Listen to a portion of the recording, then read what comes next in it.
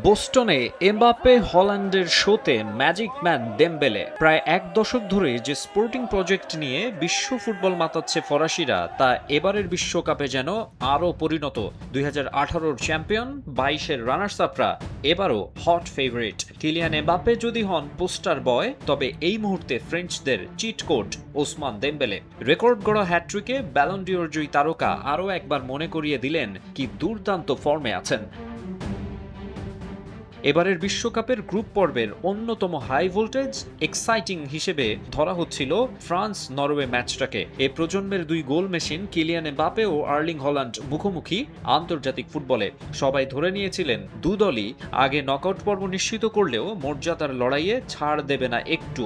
আবার আগের দুই ম্যাচে 4টি করে গোল করা এমবাপ্পে হল্যান্ডও সংখ্যাটা বাড়িয়ে নিতে চাইবেন, ধরে নেওয়া হচ্ছিল তেমনই। কিন্তু ম্যাচের চিত্র একদমই ভিন্ন।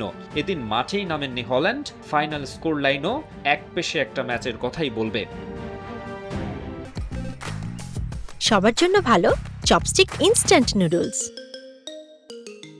যদিও আক্রমণের হিসেবে একেবারে এক পেশে বলা যাবে না ম্যাচটাকে। ভাইকিংরা চেষ্টা করেছে প্যারিসের দুর্গ ভাঙার, কিন্তু বারবার হয়েছে ব্যর্থ। এমনকি পেনাল্টি পেয়েও হাতছাড়া করেছে সুযোগ। অ্যাসগার্ডের গোলটা ছাড়া 90 মিনিটে আনন্দের উপলক্ষ পাননি নরওয়ের সমর্থকরা। শুরু থেকেই ম্যাচের সব আলো কেড়ে নেন দেমবেলে। 7, 20 ও 32 মিনিটে করেন গোল, গড়েন বিশ্বকাপ ইতিহাসের দ্বিতীয় দ্রুততম হ্যাট্রিকের রেকর্ড। 1954 সালে অস্ট্রিয়ার এরিক প্রোপস্টের চেকোস্লোভাকিয়ার বিপক্ষে 24 মিনিটে করা হ্যাট্রিকটাই এখন পর্যন্ত দ্রুততম।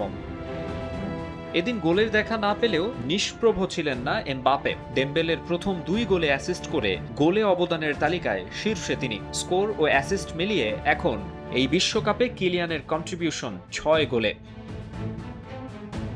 ডেমবেলের হ্যাটট্রিকের পর আসরের প্রথম গোলের দেখা পেয়েছেন দেজিরে দুয়ে। হল্যান্ডের নরওয়েকে 4-1 গোলে বিধ্বস্ত করে আই গ্রুপে চ্যাম্পিয়ন হয়েই নকআউটে ফ্রান্স। রাউন্ড অফ 32-তে তাদের সম্ভাব্য প্রতিপক্ষ সি, ডি, এফ, জি ও এইচ গ্রুপের মধ্যে তৃতীয় সেরা কোনো দল। সব মিলিয়ে সেটা সুইডেন হওয়ার সম্ভাবনাই বেশি। অন্যদিকে group runners up Norway round of 32-তে পাচ্ছে আইভরি কোস্টকে। মাকসুম আলম খান, সময় সংবাদ।